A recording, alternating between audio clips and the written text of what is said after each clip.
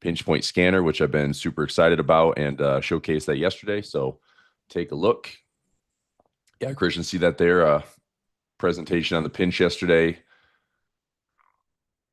Deanna, did we still not get the alerts and scanner access? Is that still something we're working on for one-click trading? It should be there, but if any member wants to just drop their email and let me Okay. know on private, I can have our team check. Okay, yeah, Christian, will you do that, please? Just you can throw your email in, keep it for hosts and panelists so Deanna can see it, and then we'll get you squared away.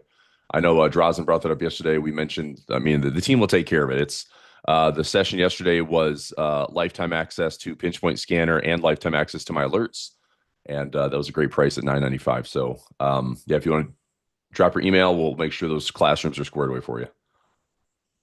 Good, good. Okay. Speaking of, let me load up a little pinch point here. One click.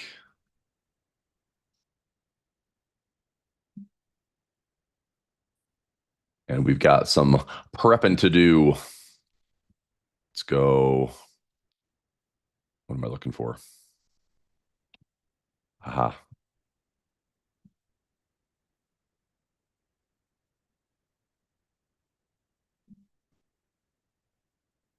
All right. Plus minus on the day. We're looking at 51.65.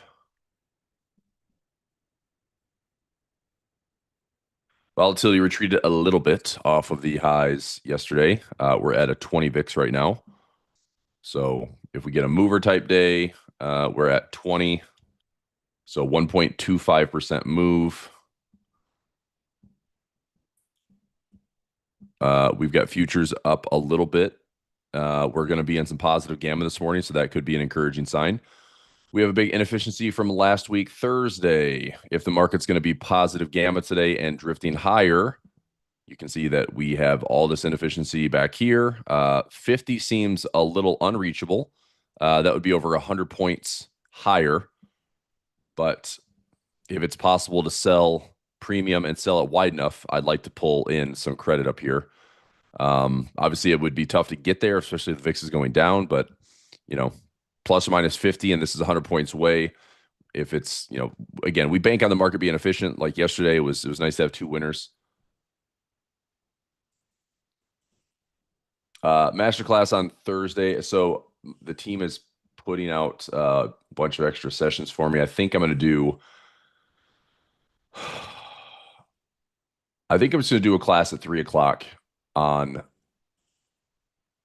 Thursday. So let's go pinch point scanner here. Pinch point scanner. I'm going to do a 3 to 4. 3 to 4. I mean, if we go longer, we go longer. But 3 to 4 p.m. Eastern time. Master class plus trading session. Thursday.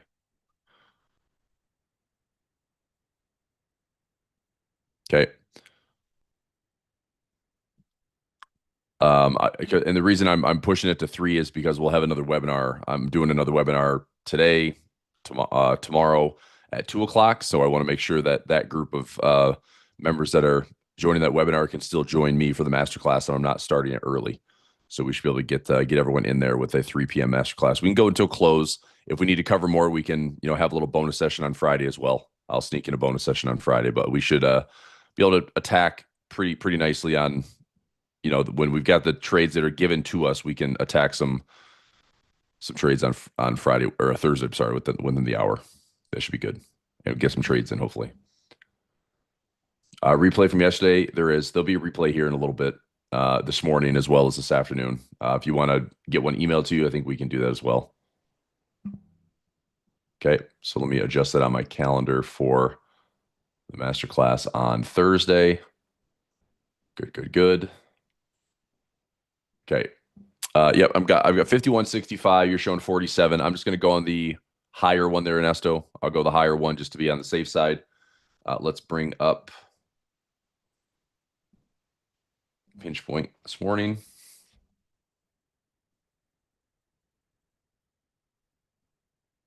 Pinch point scanner.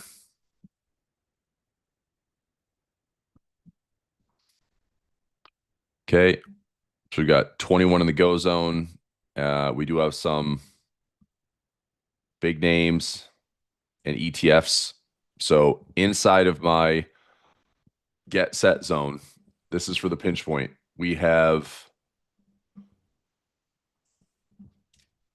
SPY, Diamonds, Russell, AVGO, Micron,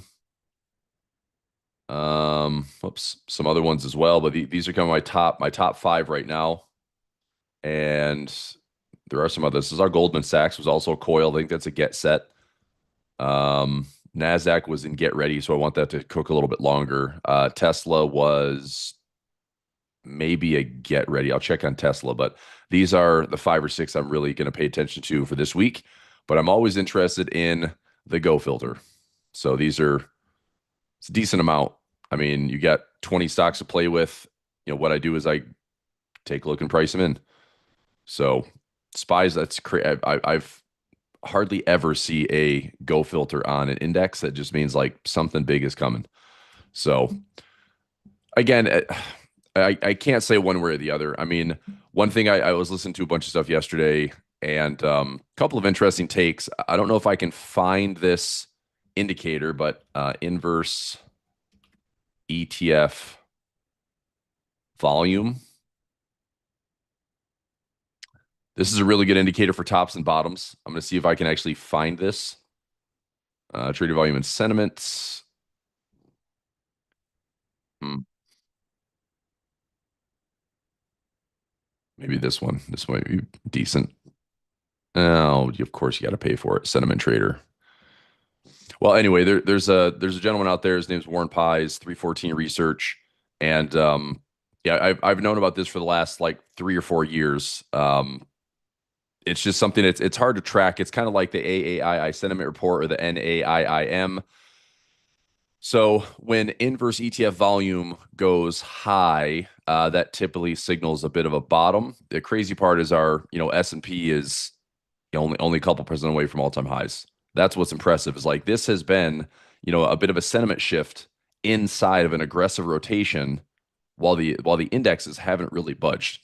So what does look vulnerable below the 6750 zone, like certainly vulnerable below 6750, it just isn't breaking at this time. So unless something is going to break it to send it down towards 6550 or so, this might be, I mean, the SaaS apocalypses are calling it, or SaaSageddon, or whatever you want to call it, with the software companies. This IGV compared to everything else, could I see IGV catching a bid in the short term? Sure, but it's really not something I want to be buying and holding. If it was a short term buy, okay, fine, right? I could wrap my head around a giant fall in software, some really good companies. I mean, really strong companies that have been in the tech mix for a while. I've been extremely hit hard, very disruptive, right? I found this little image, which I thought was kind of funny. AI came for software, then it came for financial services, then it came for trucking logistics. Like all these things have been crazy disrupted. Market treats these are all toxic, and AI is just like, yeah, what's next? What else are we going to disrupt? So it's the kind of the AI evolution tsunami type thing. It's extremely disruptive, but I think the market is overreacting a little bit. But again, I'm not sitting here trying to call bottoms on a falling knife, right? Who's heard that joke when you've got a technical analyst and a fundamental analyst having dinner together?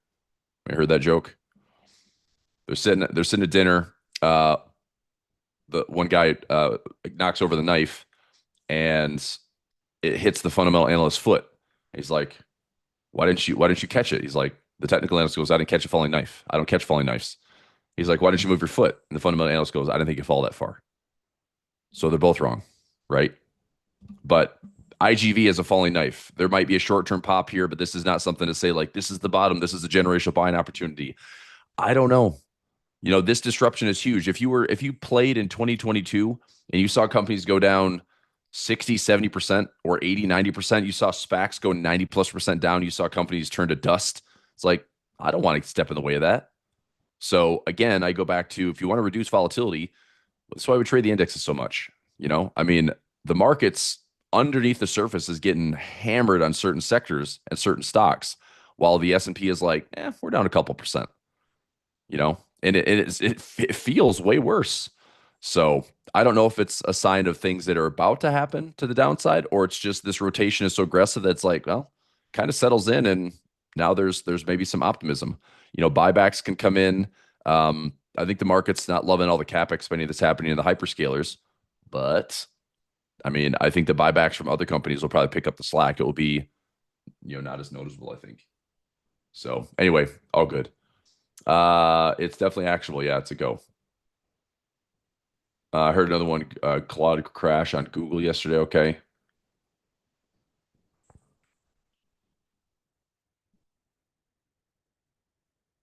Yeah, we'll get a fix there, Steve. Yeah, we'll get a stick. Deanna's taking some emails. We'll get it resolved. I've got to go 1 p.m. All right, my afternoon is ridiculous. 1 p.m. session, 2 p.m. session, 2:30, 3 o'clock, and 4:15. Fun. JJ, we're not in that trade yet. And there's no exercise on that because it's SPX. There's no exercise. That's why we're taking the trade. So if that trade gets filled, the risk is $400 to make like 30 grand. That's why I'm in the trade. So it hasn't been filled yet. It was only offering like $220 credit yesterday. I want 296. Larry, correct. You will just have the new updated. If you're a Diamond member, if you have everything in mind, all access Diamond members, you will have no change. Just go into your classroom and you'll see the pinch point scanner is updated. So you get the upgrade. Yep.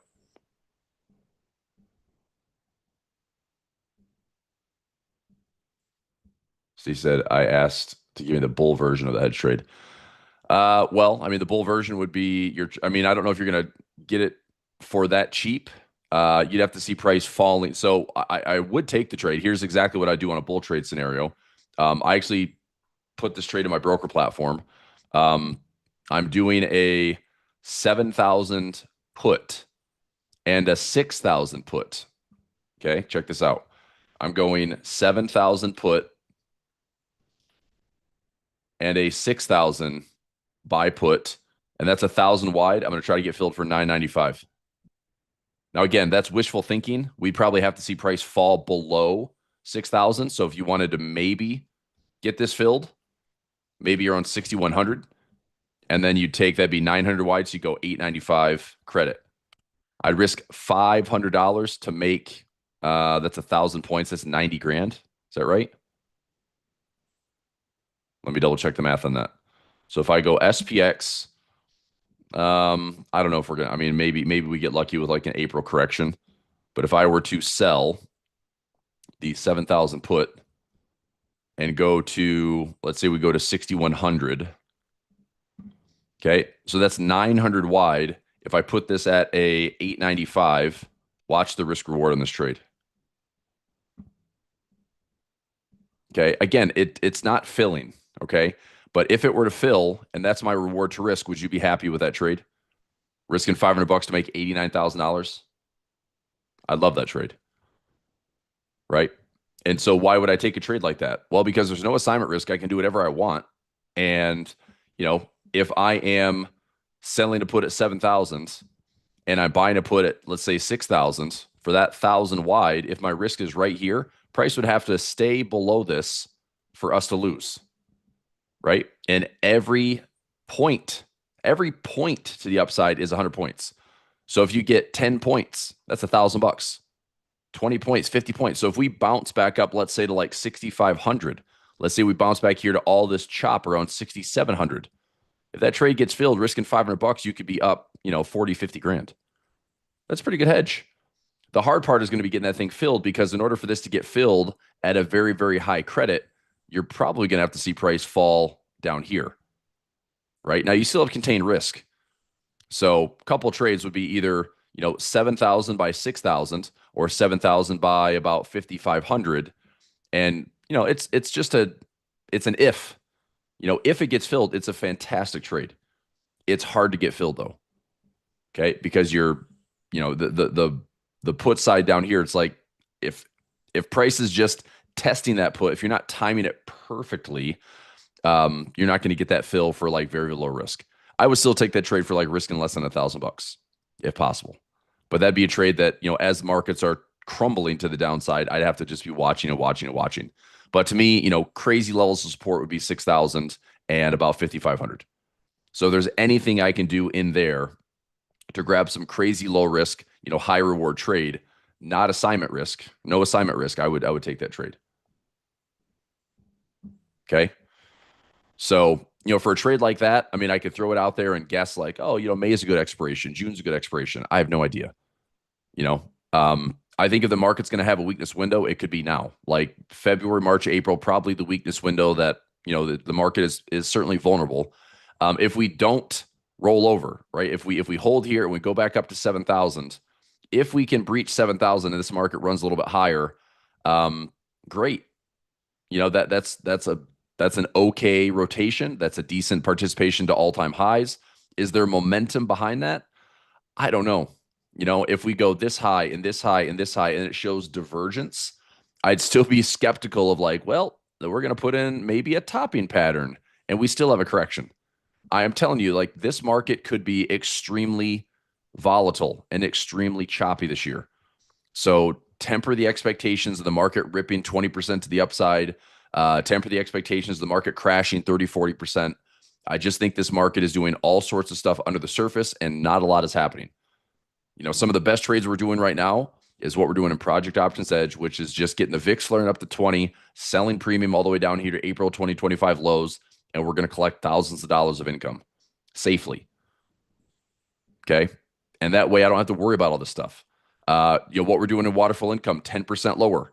We've got a buffer. If the market just goes sideways, we're going to make money. Okay. So anyway, if that opportunity presents itself, like, I'll take the trade. And if I can get some timing on that trade of maybe 30, 60 days or so, I don't think I'm going to get the trade to pay me 90 grand, but I think in like 30 to 60 days, if we could walk away with 5, 10, 15, $20,000, that's a, 100-point move, 200-point move. Like that's a lot of money. But the whole idea is craft the trade in such a way that we have very, very low risk. Okay. So Arthur, I'll do the math. Think about it. If we do a 7,000 sell put, okay, let's keep the math simple for a second. 7,000 sell put, so I'll go -1. That's a sell put, and then 6,000 buy put. Okay, agree or disagree? That's 1,000 wide. Agree or disagree? 1,000 wide. It's 1,000 wide. So if 1,000 is the width of this trade, if I put in a 995 credit, the most I can risk on this thing is $5. So that'd be my risk, which leaves me with the 995 remainder as my profit. That's $99,500. So how does that trade get filled? Well, if we put this trade in to risk $500, we'd probably have to see price drop to 5,800, 5,700, maybe even 5,600 for that trade to fill, because you have to be like pretty far in the money for that trade to get filled at such a low risk trade. And that's where the timing of it becomes important, because again, if the market is down here, I'm going to start looking for trades like this. I'll start looking for those trades, and we can cut it back from 1,000, but it's like, why wouldn't we try? If I could risk less than $1,000 to make $89,000 or $90,000, I'm going to try. Okay.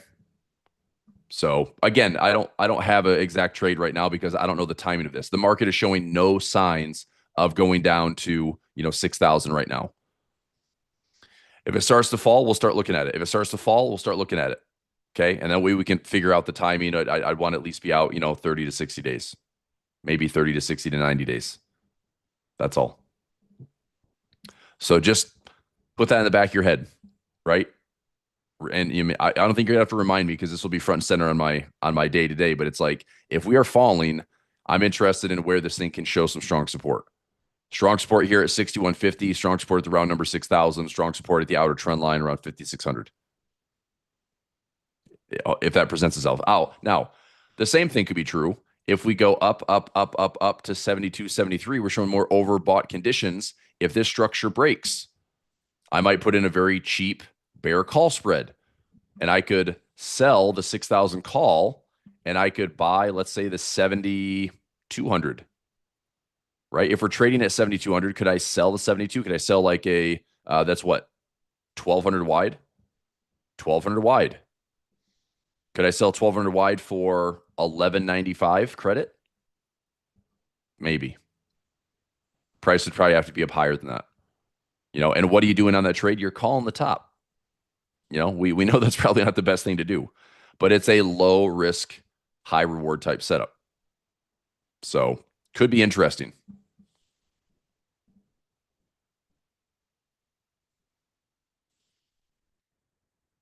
All right. How can you get 89K on selling puts? Well, because if your line in the sand is 7,000 and you collected 995 a credit, that brings your break even all the way down here. So every point higher is $100. So every 100 points is $1,000, and we have a 1,000 point area. So for every 100 points, you're making 10 grand, and you've got 1,000 of those. So you got 100K. It's just because every point is worth $100, and we have 1,000 of them. So take $100 times 1,000 points. There's your 100K window, and you're trying to pull a credit that's only risking about $5. Okay, I feel like we're spending a lot of time explaining something that's like, if it happens, we'll take the trade, but it's a very difficult trade to fill, especially where we want it to fill. So it's going to be something that's going to happen, in the moment. It's going to have to be more of like a reaction trade. Okay. All right.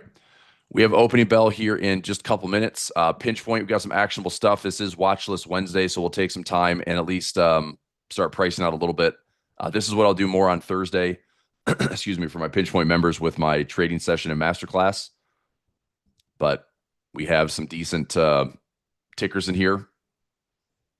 And then the new updates, what I love about the new updates for the pinch point is if you just want to focus on very liquid stocks, you want to go very liquid, just go S&P, and you've got some actionable trades here.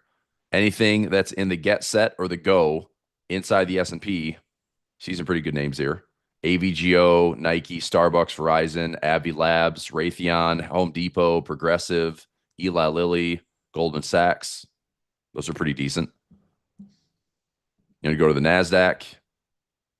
Little overlap there with Broadcom and Micron, but SMCI, Marvel, we said Starbucks already.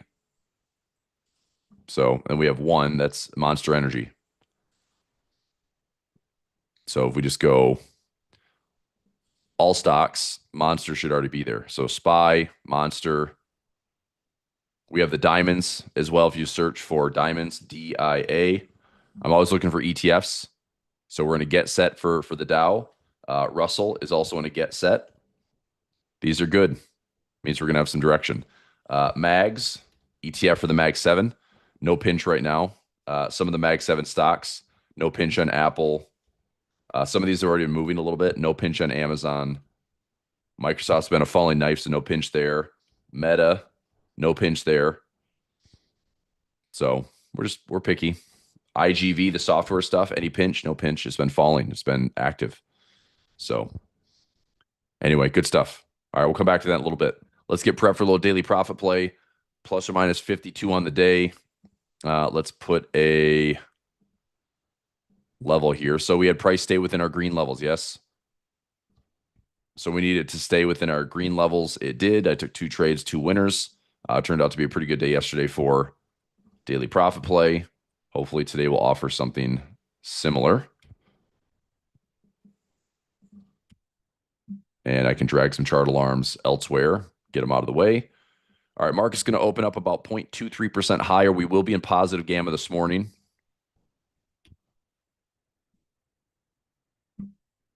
Netflix, I mean, it's falling. I've got some ratio spreads on Netflix. I'm still just going to hang on to it. I mean, Netflix is down like, what, 40%?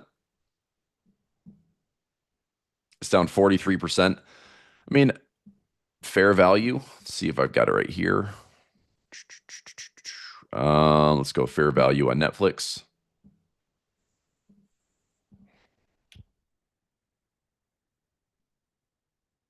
I mean, Snowflake looks great.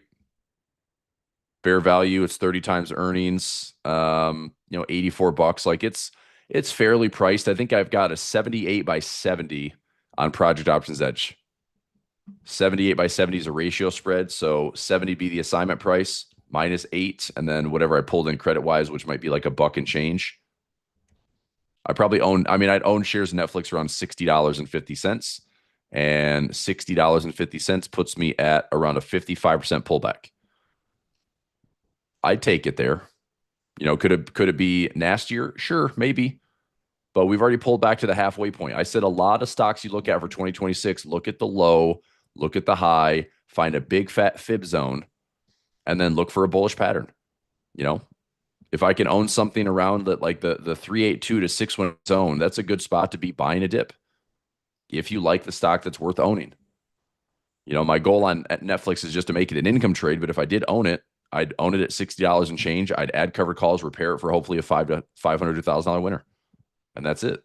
I don't really. I mean, I could hold it long term, but if it doesn't go anywhere, I mean, if we go to 60 and I go to 70, I get assigned, own it at $60. I'm going to try to make $500,000 and just turn it into income, and then go find another trade. If I like it enough, I'll do it again. Okay. I mean, going back to 2022, this is 2022's bear market. I think we were down over 50% here. We had a 77% drawdown on Netflix. So it's not immune to what's happening here. Is it a threat? Is AI threatening Netflix? Not really. Are there any other streaming services threatening Netflix? Not as much as it was a few years ago. I mean, the competition has been heating up, but Netflix with access to live sports, some of the top podcasts in the country right now, and exclusive like Netflix movies that are winning Academy Awards. It's like it's the king of content, but it doesn't mean it is automatically safe. It's like it's still tech. It's still the representation of the broader market. And if there's this disruption going on, like it feels a bit of the pain. So I think this is a bit of a value compression or a earnings compression. That's all. Okay. All right. 1 minute for the open.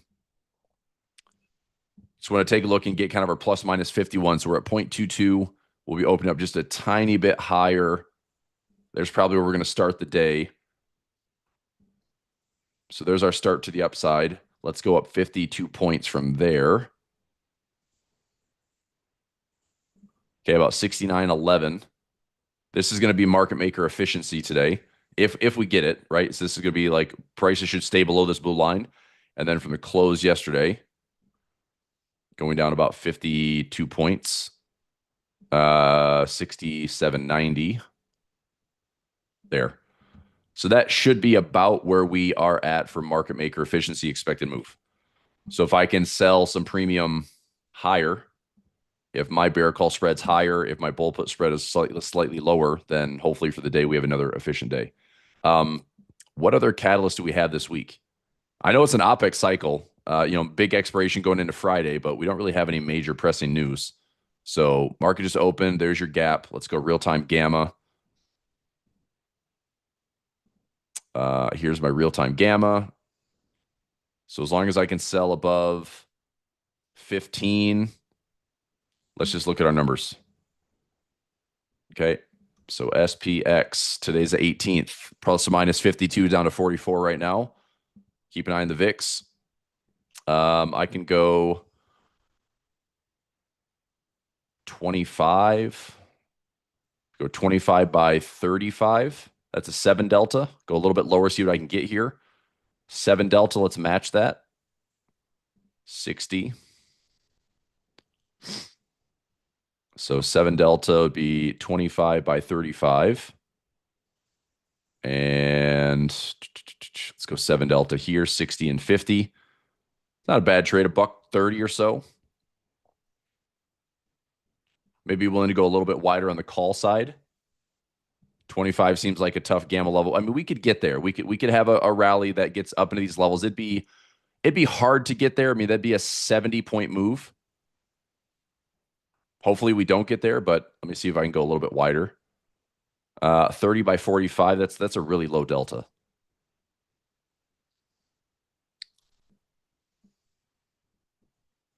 Okay, $1.20.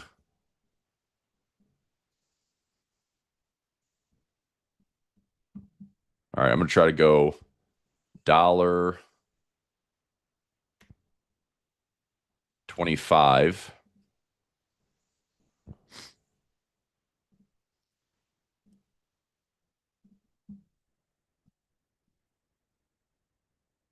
Come on.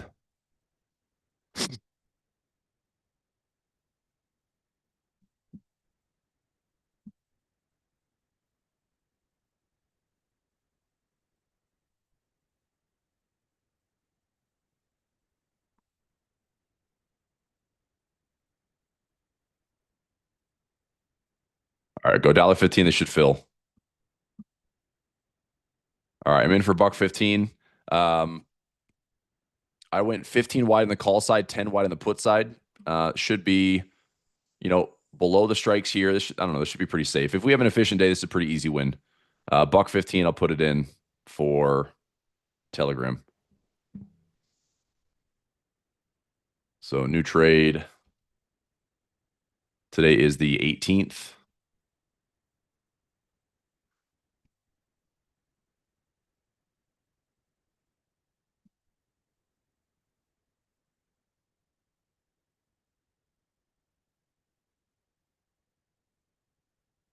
Okay. If you get filled in that trade for $1.20, $1.25, $1.50, even better. If you want to keep it at 10 wide, that's fine too. I'm taking a bit more risk on the upside. So it's 15 wide calls, 10 wide puts. It's in Daily Profit Flow members Telegram. Okay. So here's the expected move so far. We're way out of the way. This is a low, low, low delta. So if I buy, sell, skip, that's some defense. If that gets filled for $1, I like that $1,000 profit trap. That'd be $1 credit pending.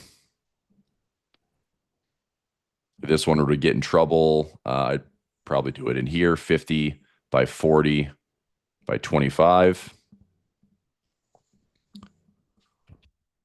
Try it for $1. Credit. Okay, a couple of working defense trades right there. So of the $1.15, if it is down to 40 cents, 30 cents, 20 cents, I'll probably take the profit and not hold it all the way to close.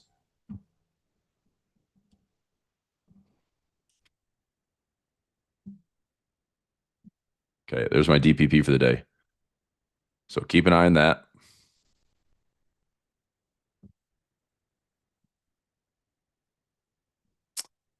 So let me put in a line. So we got blue lines for market makers. I'll put in green lines for us. We need prices to stay below 30. Make this green. And price to stay below 67.55. There. So our levels for daily profit play, if we are, market maker efficiency is between the blue lines. Our trades between the green lines is where we get paid. So if we have a winner today, it's because we're inside of the green lines.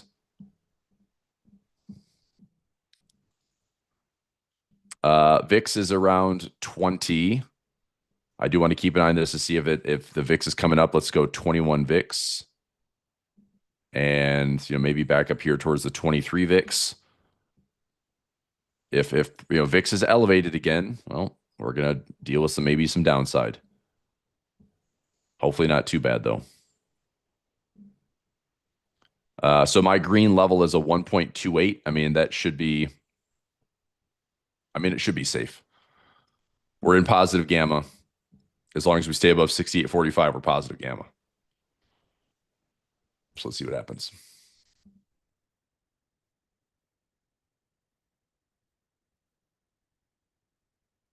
CZR. Let's have a look.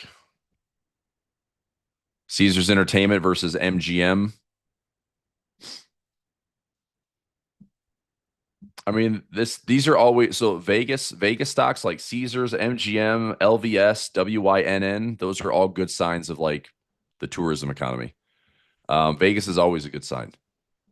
So look at this crap. COVID down to $7. I don't know if we're going to see that again. This could be a really good buy though. Even if I sell a put, let me check this one. Let's go CZR. I want to check all these Vegas stocks for a second. Yeah, I mean this looks decent.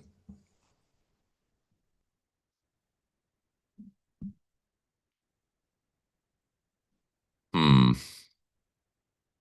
All right. I mean, I'm gonna put that one on the radar. We're at $20. Could I do like a little fancy ratio spread, maybe?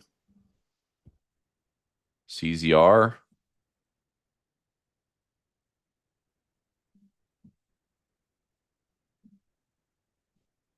Premium's not great. So I could do a 20 by 15. That's not very good.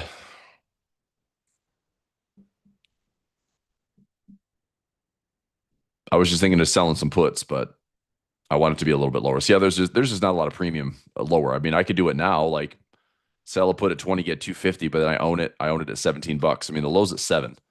This is going to be a hard one to repair if price keeps sliding, sliding, sliding. I will say if we get a chart alarm going off at $10, I'm going to buy this thing. I'll buy it at 10. This could be a good trade for one of two ways. You either buy it and hold it, back to maybe this chunk around like 40, 50, $60. Or you buy a call that's 1 or 2 years out and sell against it, turn it into a longer term diagonal spread and lower your cost basis. If you buy the shares or buy something at like, $5 strike, sell against it, lower the cost basis to effectively zero and see how much profit you can make. But that would be probably a 1 or 2 year trade. So I'm gonna put that one on the radar with a $10 alert. Let's go MGM. MGM. I mean, I want to see it. I mean, again, look, like these are so bad. Like great financial crisis, COVID crash. I don't know if we're gonna get there. It'd be lovely if we do. So anything around $10 on MGM, I think it's a buy and hold. It's not going to be pretty. Economy's going to be in the tank or in the toilet really, but it's probably not going away. Let's take a look. MGM.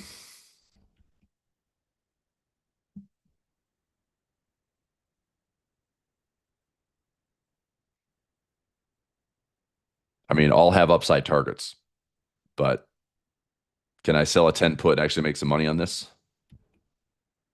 MGM. I mean, there's no premium down there.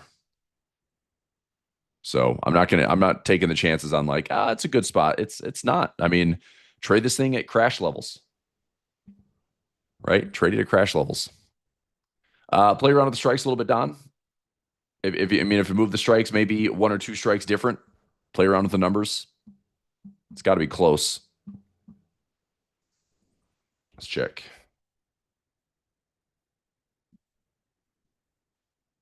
So filled.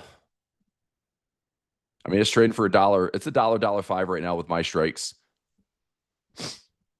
I went very, very low delta, by the way, like extremely low delta. So, I'm wider on the call side. If I did it from scratch, if I did, let's go like 5 delta maybe. So call side, 30 by 40 or even a 5 delta, 25 by 35. Let's look at 5 deltas.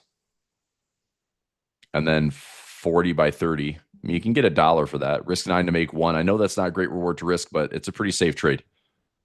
You're talking like a 96% chance that, again, unless volatility spikes up and changes this, you got about a 96% chance this thing stays out of the money today. That should be a pretty straightforward $100. So it's very conservative.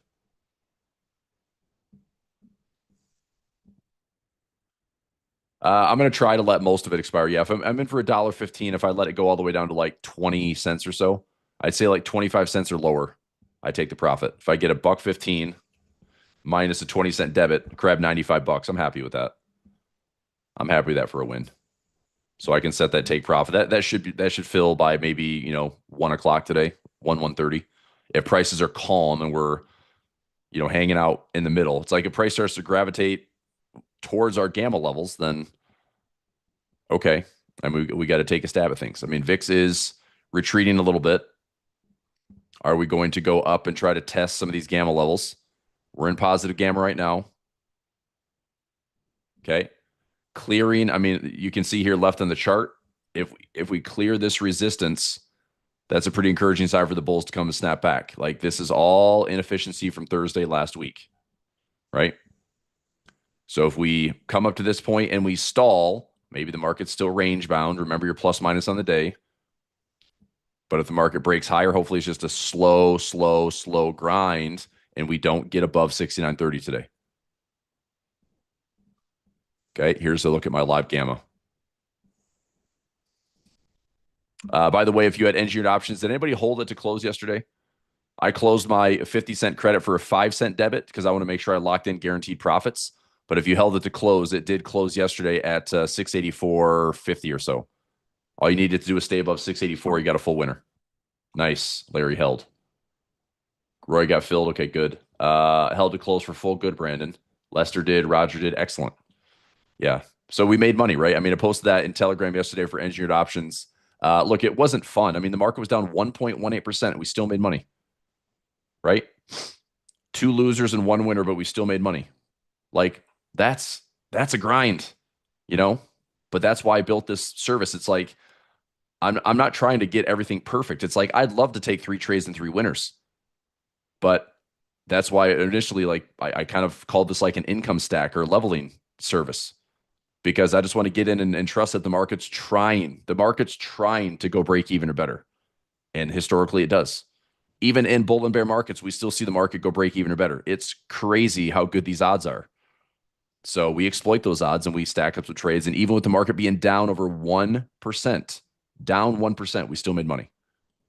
Like that's good. I'm happy with that. I mean, all it does is get easier when the market's not down every week. Seems like the market's just grinding, right? Okay. I did a 69.30 by 69.45. Yep. That's not bad, Greg. I mean, I'm right there with you. I had 4 and 2 and 1, so I paid about the same. And I'm trying to think. That's 10 contracts, right? Um, let's see. 240. I mean, it doesn't matter. I hate having this conversation about fees. It's like, did you net profit? Okay, cool. Are the fees attached to the trades? Yes. But it's better than losing. I will say that. Okay, let's go SPX. Take a look at our gammas. So 6,900 to 6,915. That should be about maybe the resistance that the market runs into. If I go, should have a live feed here. We're getting some positive gamma now. So this changed a decent amount. Let's go to 0 DTE. So let's take a look a couple days out. Right now, positive gamma kind of stacked up 6,900, 6,905. Like, I could see the market's trying to get there today.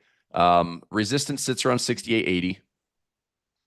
So, this is gettable today, but it's going to have to kind of grind and push through these levels. So I'm not trading this thing directional. I think the goal is let's stay out of the way with daily profit lay. Hopefully have a nice efficient day.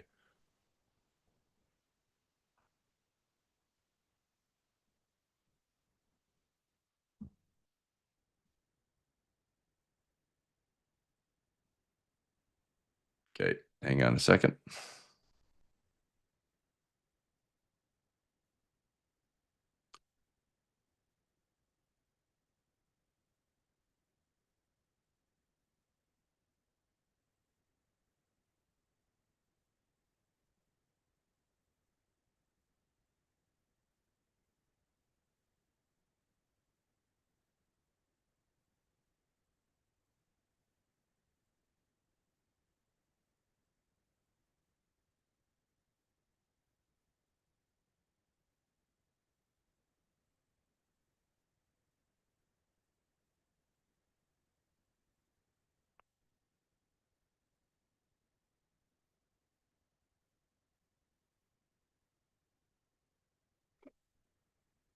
All right. I'm going to go out to Friday for the OPEX. And interesting. So Friday just seems like a lot of open space by Friday, doesn't it? Friday OPEX, big gamma down here at 6,800. We're trading at 70 right now. So, does this market find resistance and fade? It's like that's the only real gamma that I'm seeing here. Now, this is, I mean, when we're talking 0, 1 to 2 DTE, this can change very quickly. So it's interesting. There's just like limited call resistance here, but maybe some action at the 69.45, 69.50 zone, but big fat gamma. This could be like a put wall too. This could be support around 6,800. So that doesn't mean that the market necessarily gets there. It just means like that seems to be a pretty large strike for, if we get there, that's support. If we don't get there, that's just, the positive gamma stays intact. So that's good to note for Friday. 6,800 should offer either one, a pullback to it directionally, or two, it offers support. So part of me, gosh, I mean, going into Friday's OPEX, it's like part of me wants to look for like an opportunity to fade this thing. But, where would I like to fade it? Obviously, as high as possible. Fade this thing as high as possible, see if it wants to run back down to 69 or 68. I don't know. We could have some fun with a short term trade like that. Defense, not yet. Let me get those in. They're both pending orders. Okay, they're both pending orders. So I mean, there's no rush on those. Defense it's two pending orders for broken wing butterflies at $1 each. Let me post those in. So this is DPP defense with broken wing butterfly trades.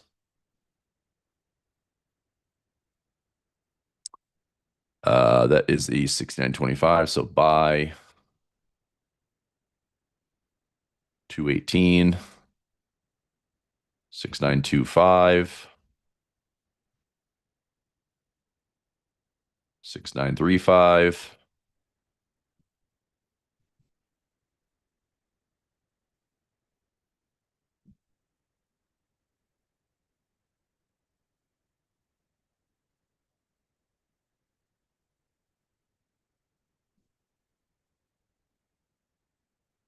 And the put side would be 50, 40, and 25.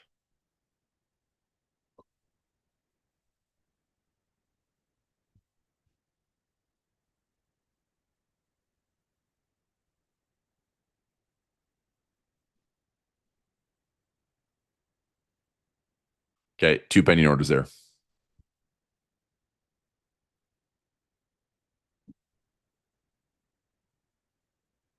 Yep, that was intentional to go 15 wide in the top. Yep. So I'm taking on a bit more risk on the top just because I think it's going to be harder for the market to get there. Just looking for that little tiny extra credit. But I've got defense trades in that's $1,000 profit trap, so I'll try to mitigate the risk if I need to. If the price isn't really doing much today, that's a good sign. If we get a pretty calm Wednesday, I mean, even though the market was efficient yesterday, it was pretty big swings. I mean, the market was down 60 points and then rallied 70 points, fell another 30 or 40 points, rallied again to the end of the day. It's like it was, down 60, up 70, down 30, up 50, down 20 or 30. Like that's a wild day. Same thing on Friday last week. Market was up 70 points and then down 70 points. So we've had some. I mean, that's what happens when the VIX is at 20. It's just you've got a lot more intraday price action, a lot more swings. Nice, Steve. Good fill, man. Good fill to $1.25.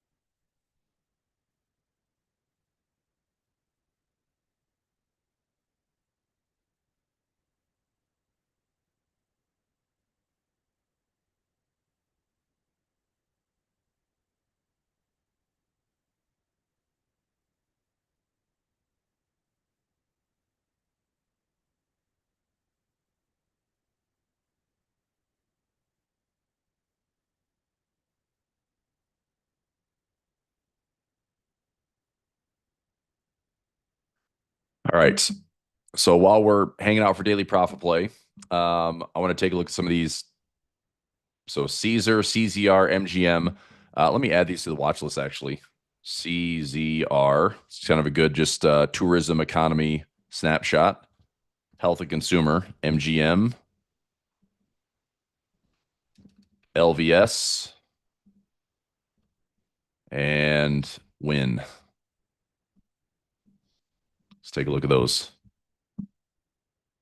I've done some pretty good work on LVS. Anytime it's gotten to the 30s, I've taken a stab at it. That's paid pretty darn well. So anytime, 35 or lower, that tends to be a pretty strong buy. Not perfect, but you can see it's been a strong support level for a lot of years. So I'm going to set a chart alarm at 40 because I can always throw in a ratio spread if we get down there. So I'm not interested, but maybe the $30, it's a little bit better price and better base. So let's go LVS.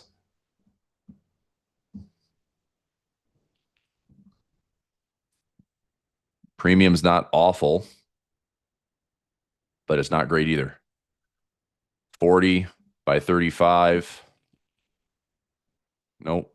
If I went 40, 37, 35. I mean, I'd have to be willing to own some shares. I could have a little bit of bonus trap there, but basically I'd own shares at 37.50. If I take that away, I just pull in 411. Let's say I get $4 for this trade. I own the shares at 37.50. I'd own 300 shares. So let's just round this to $4 divided by 3. So $1.33 minus 37.50. Would I be comfortable owning shares at 36.16? Let's find that exact price and see how that plays out. 36.16.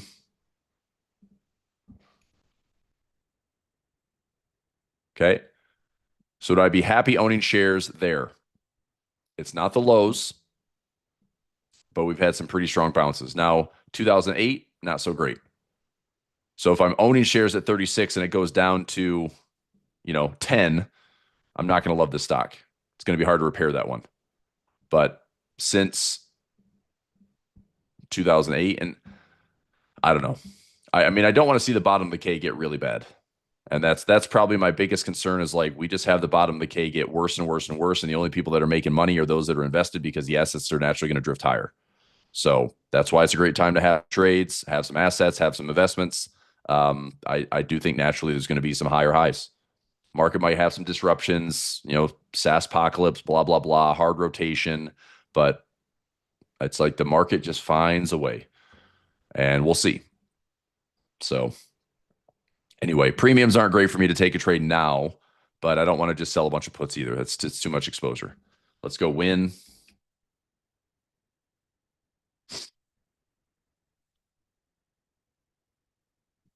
This one was full profit last year. Lows around 50 bucks.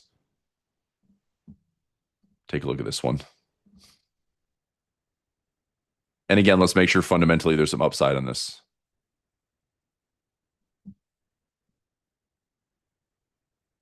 So LVS.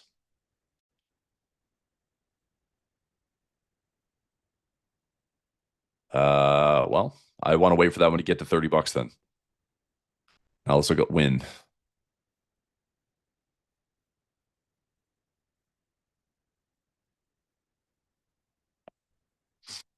$36 times. That seems pretty expensive. Fair value 90. I mean, if this came back to 50 bucks, I'd say it's a good spot. Financial crisis around 25. I'll set a chart alarm here around 55.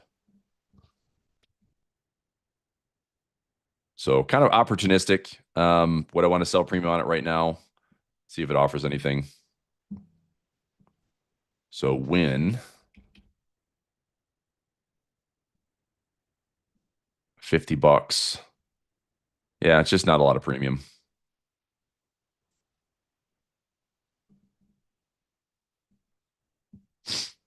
55 and 50 naked puts. I get $2 for it.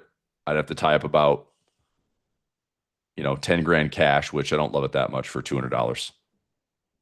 So I like ratio spreads better. I just don't see a good spot. So if I did like a ratio spread this way, I'm not going to pay for a ratio spread. So no thanks, not yet. But this trade was a full profit last year. Okay, let's flip back to this for a moment. 68.75, maybe getting into 6900s today. I mean, we're in positive gamma. If anybody's doing something like, I'm just going to do a bull put spread, see if this market will grind a little bit higher. There could be some direction into 68.80. Relatively cheap butterfly spread up here. If you want to pin this thing around like 69.10 or 15, if price gets up that way, that could turn into some profit. I just don't know if that's expensive. Defense was it's broken wing butterflies. PO. They're in the member telegram for daily profit play. 2 pending orders. Our strike is at 69.30. So we've got some room. I mean, we'd have to have 100% ATR to the upside today for us to be threatened. A lot of the gamma walls are sitting around 69 to 69.20. So I mean, I'm not saying it can't get there. It shouldn't. It shouldn't. But we're going to keep an eye on this.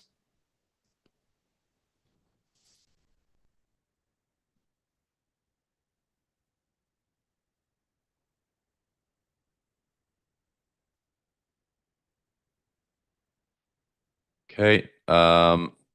Could we do 68.40? I'm just curious on like a little, maybe a neutral day. 68.40. 68.40, 35, 25.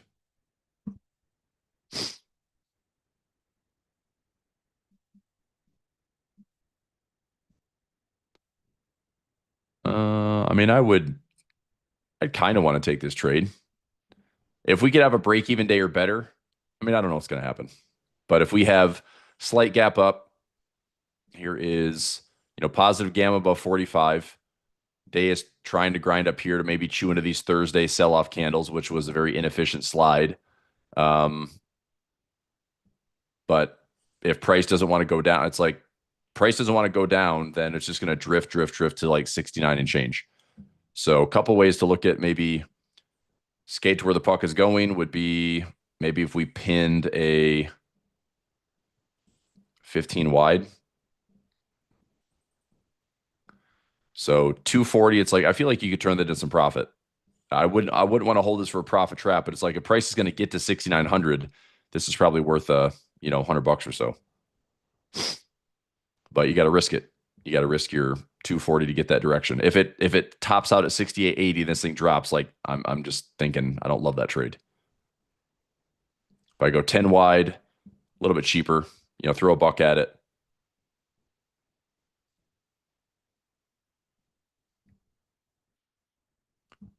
We'll see. I'll see what 68.80 does. If the market doesn't even flinch and it just kind of grinds higher, then these previous resistance levels don't really matter. Market's trying. You can see the inefficiencies right there. So the market's trying to chew into that a little bit.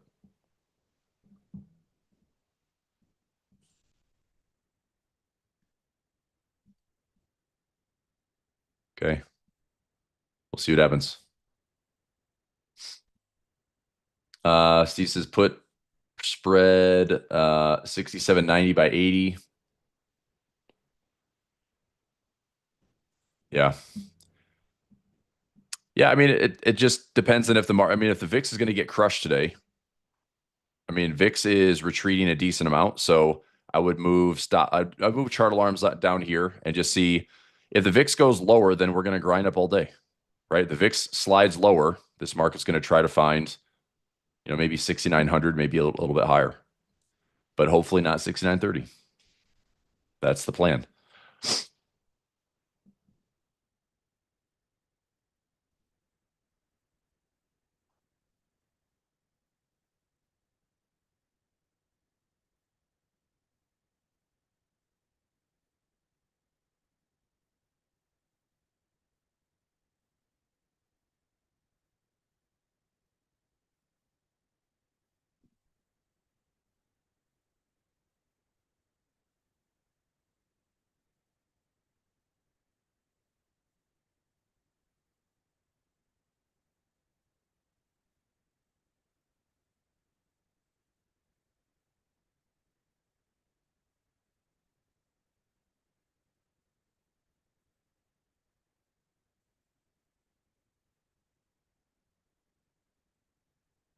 Give me 1 second here.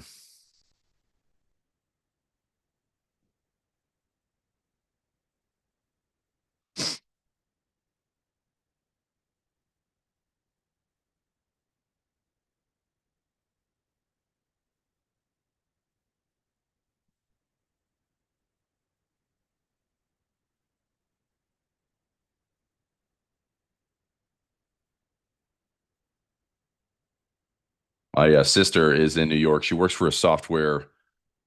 Basically, it's like a nationwide like camp reservation system for any like parks and rec, any campsites, any RVing. So she runs like the website side, and she's asking about some of the AI uh, build outs. So to my knowledge, I've used Replit, I've used Base 44. And now it's like there's so many I've like lost track of what does what. I know some of the Chinese models are free, open source and free. But anyway, just trying to.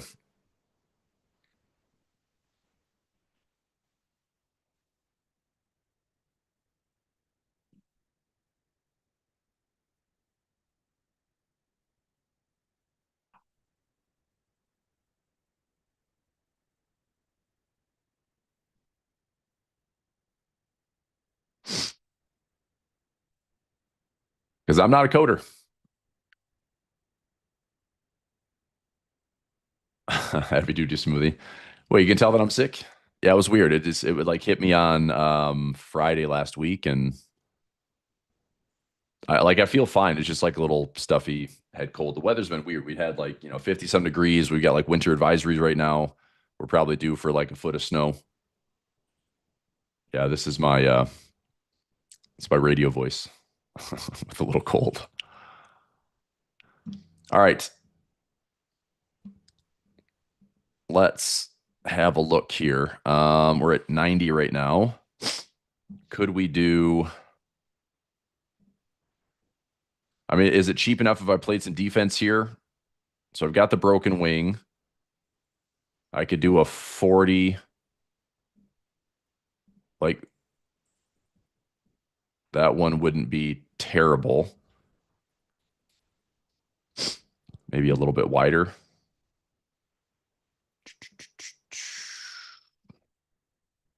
That's 20 wide for $2. I don't know if we're going to need that level of defense. That would pay pretty well if we did, but um is 40 gettable today? I would hope not. I mean, market seems to be pretty directional right now. It's a slow grind, but it's directional. So do we end up running into some call walls here? 6,900 plus. I mean, measure the move, right?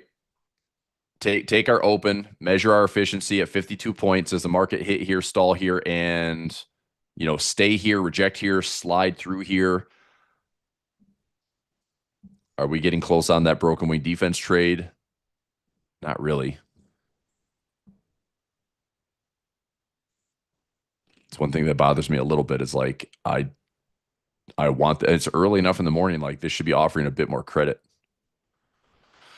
I know the 5 wide will. If I want to defend this thing at a 5 wide, let's go 5 wide here. Like that trade, showing a bit of credit right now, but I want this to be like $1. Just I don't have a big profit trap there. I need a 10 wide profit trap if possible.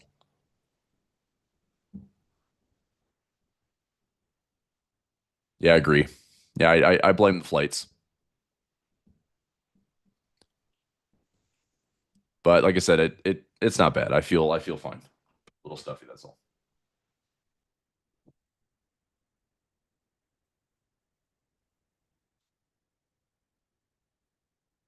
All right, we'll keep an eye on this for the morning. Move so far. We opened up around 54. It's already up 40 points. It's already up 40 points. We already hit the kind of when the market opened, we had that plus or minus go to like 44. It's already hit that. So we've got a 52. So I'm curious to see what happens around this blue line. If the market, hits and fades, that's perfect. I certainly don't want to see the market be green all day, at least for daily profit play's sake. For, portfolio wise, I don't mind. I'm up 25K, not complaining. VIX is retreating. That's a good sign.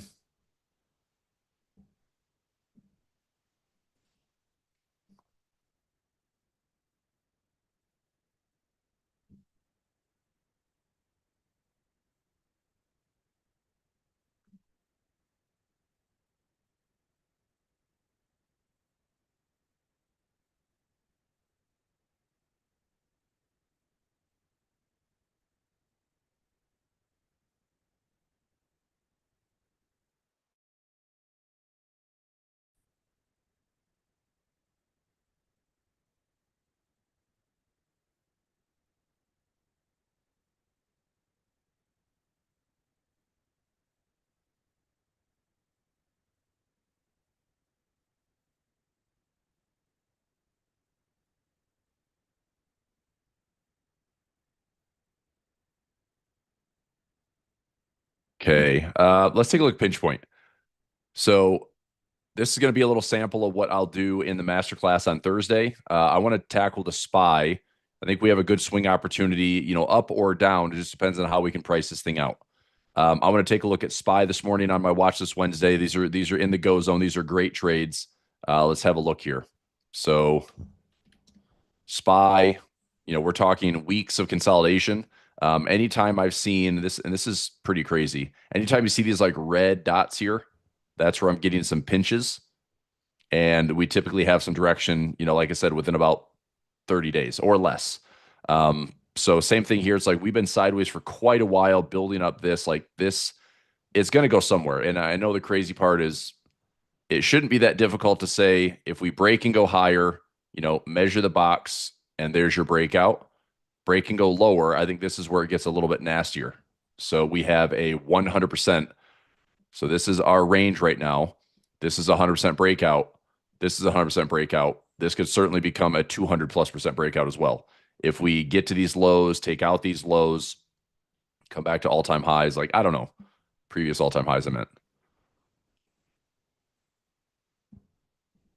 So a couple ways I could trade this is, let's say we go out, let's look at like 30 days. If I did a butterfly spread up here and a butterfly spread down here, are they cheap enough to have like, let's say, 8-1 or 10-1? And if one of them pays us is enough to get us paid on both sides of the trade. So I could lose one, win one, and we could walk away, pretty profitable. We do, Kathy. They were posted yesterday in Telegram. I got filled on one already, and I've got pending orders that are sitting for the week.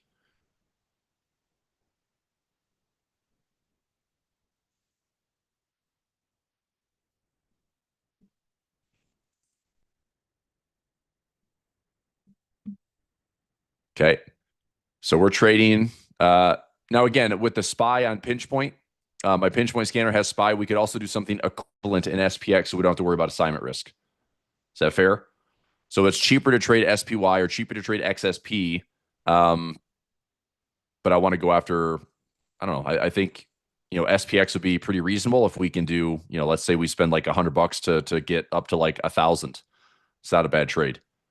So let me take a look at a couple of butterflies. I'm going to go to like 71. I'm going to go 71.50 just because I'm measuring this breakout, right?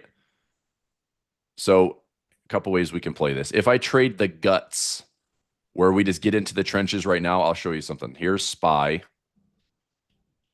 Okay. So we have pinch point in the go zone. That's encouraging. We're going to get some direction. I'd say within the next like 30 to 60 days, we're probably going to have some direction. So if we go out 30 days, that's March 20th. That is the next OPEX cycle for March. We get into the end of the quarter. Maybe there's some stuff happening there. So I think March 31st is a decent expiration to look at for pinch point. The expected move is 29 points. Okay. So do I think we could get to like 720? I do. Maybe a 710 by 715. Like this is pretty cheap, right? For $1.30, I can make $5. So there's decent reward to risk there. I'd make 370, risking 130. I've got a 2.8 to 1. So almost a 300% gain there. And that's on the outside of that expected move. Now, if I flip this around to the puts, let's say we go like 65 by 60. So for 225, and this is a pretty decent price, right? I go towards the expected moves. I pay 225 debit to make up to $5 credit. So even if I lose on one side, win on one side, I can make 270 to risk the 226. Now, that's a pretty standard. It's like a combo debit spread, right? So I'm doing a bear put spread out of the money. I'm doing a bull put spread out of the money. These are both debit spreads. I would pay, like I said, 225 or so to make the $5 credit if price is beyond. If price is greater than 715, we could keep the 275 net profit. And if price is below 660, we can keep the full mix. Now, if this trade offered, let's say of 226 debit, if it was trading for like 350, 375 debit, or I'm sorry, 375 credit. We can make like 50% return. That's a pretty safe trade. So for a combo debit spread on pinch point, that's a pretty safe trade. Max risk of $2.26 or so. But the probability that we can at least test a higher low, get an expected move. Now, butterflies. If I wanted to pin this might be a little bit cheaper. Check this out. If I want to pin this trade, this one that makes me up to $450, costing me about 40 cents. Now I get like a 10 to 1 opportunity. Okay. I could do the same thing where I build out these butterflies and see if one pays me. Now, the trick with this is if this trade happens faster, then these trades aren't as good. These trades are very, very cheap.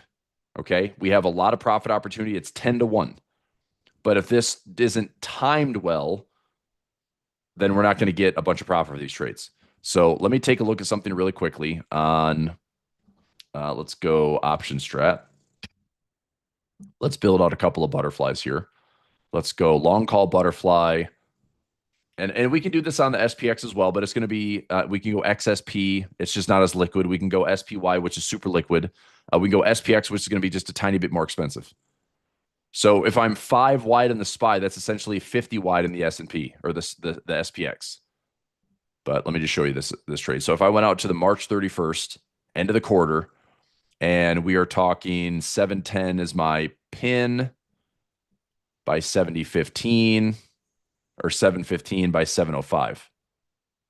Is that right? So 705, 710, 715. That's correct. Here's my range. There's my butterfly. So it's very cheap. But what I'm talking about is, let's say that by the end of February, which is a Friday, if we're in this zone, it's like this trade might offer only a couple dollars of profit. So the butterfly trade is great for low risk, but the better timing is like we got to be closer to the end of March. Now we're talking, I mean, look at this. We're talking like, 25th of March into the final like expiration. So I don't know. I think that's, exactly what a butterfly is, which is kind of like a lottery play. It could work, but you have to time it so well, and that's extremely difficult. So as cheap as it is, and as nice it is to have a 10 to 1, I just don't think that's a good trade. So I think the debit spread's probably the best way to do it.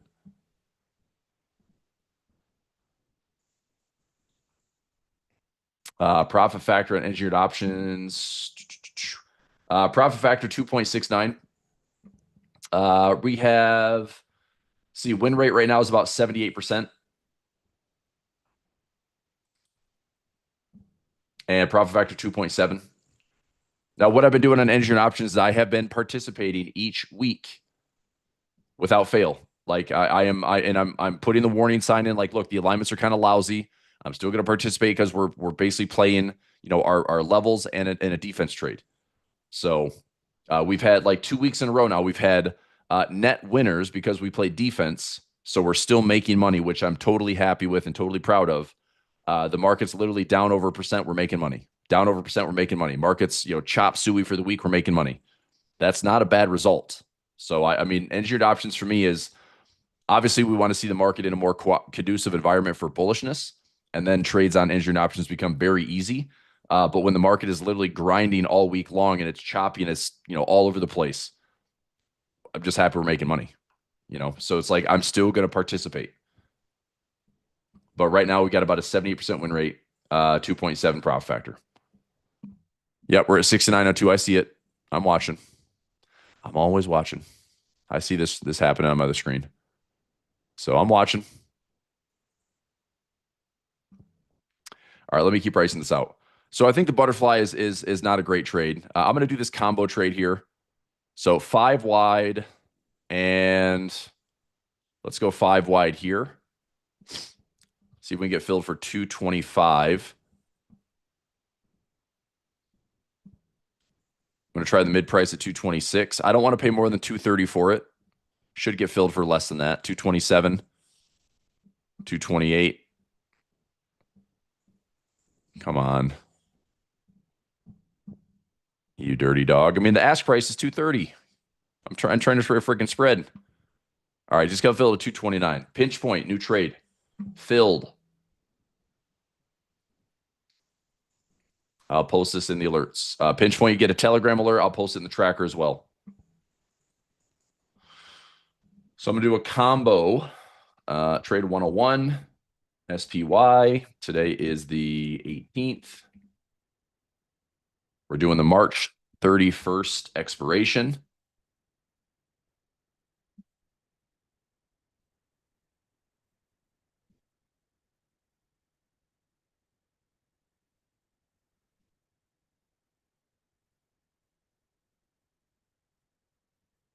Okay.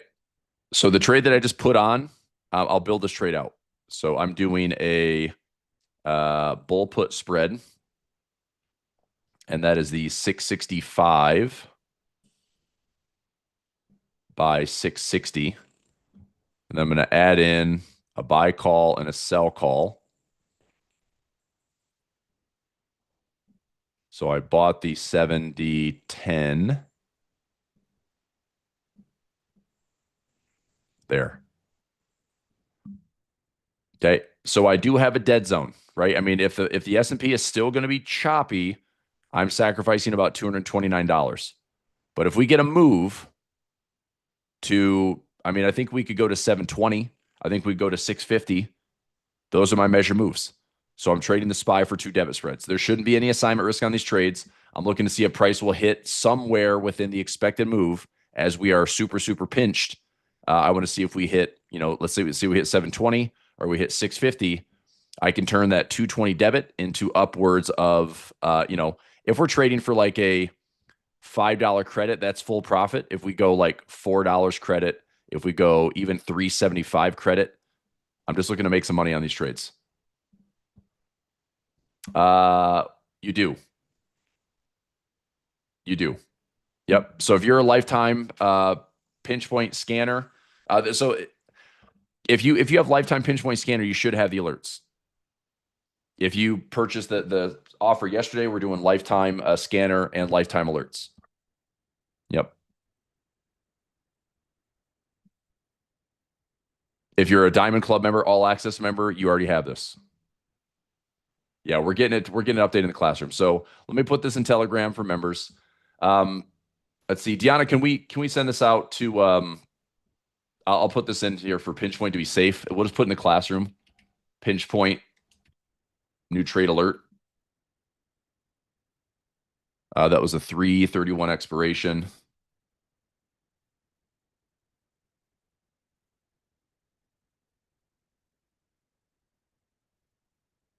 And then 665. So 229 debit. That's my max risk. And then $5 max credit if price is greater than 715 or less than 660. That'd be a net 271. I'm looking for this trade to offer, let's say, 375 credit or better to protect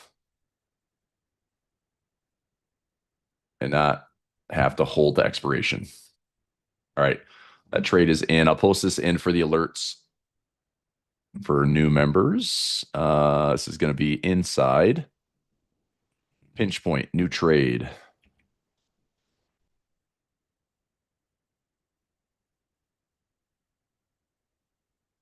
All right, trades in and posted in the tracker. So it's in tracker. It's in Telegram. It'll be in your alerts in the classroom as well. It's 2 debit spreads. So you can combo them together. It'll be, you could put them as an iron condor, but you're doing like a long condor versus a short. Daily profit play, you're selling bear call spreads and bull put spreads. This one's going to be a combo debit spread. So I'm buying up here.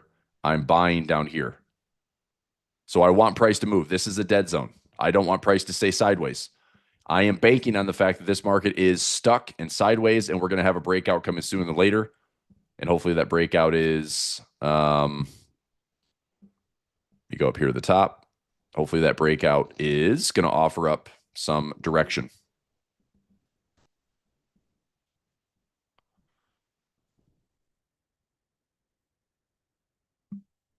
So there's, I mean, just completely sideways for the week. I mean, since we're talking like literally December 1st, this market hasn't gone anywhere. So here's December 1st. This market is still stuck. So between about 6,800 and 7,000, this market is stuck in a 200-point range right now. So what makes forecasting simple is eventually it's going to break out, right? So we take kind of this range right here and we copy that. So what I'll do is I will make this a little bit larger, take this range, take these wicks, take these wicks. Eventually, when price goes one way or the other, I'm going to forecast a 100% move. Okay, so here is a 100% breakout. And here is a 100% breakout. There. So now, if and when we see price breaching 7,000, do we have what it takes to get to 7,200? If and when it breaches 67.78, we go to 6,500. Okay, what's nice about that trade I just took on the SPY is if we hit these levels, we should see a decent amount of profit on either side of that trade. So the nice thing is if there's a big extreme move, if it's extremely bearish or extremely bullish, there's no risk on that trade because we'll be getting our full $5 profit. The only risk is if we stay in the dead zone, right? And so the reason this thing is basically super pinched in the go zone is it's primed to make a pretty nice move. Okay. All right. So that's a trade on SPY for pinch point. I'd like to take a look at Monster while we got Watch This Wednesday here. MNST, Monster Beverage. Interesting. Already breaking out a little bit. So this would be your pinch on Monster right in here. Starting to be a bit of a breakout. Do we have earnings? We do have earnings on Thursday next week. Okay, so pinch point, I don't, earnings, I'm not trading super short term, so I want to go out and just see if there's some direction here. Let's have a look at MNST. MNST. Have a look at it from the earnings perspective. MNST. Average move is about 7.7%. See what the broker has in store for. Oh gosh, we don't have a weekly expirations. That sucks. Well, I can't really take an earnings trade because I don't have any precision on the expirations. I've got to go out to March 20th. All right. This is fine. So expecting a $6 move. Fudge. I don't really love this trade. If I did a buy the 85, buy the 82.50, we're paying $5.85 for a $6 move. If there's a big upside or downside on Monster, I don't know. Let's see what the broker's calculating about a $6 move. So 6.26 divided by 83. It's about a 7% move.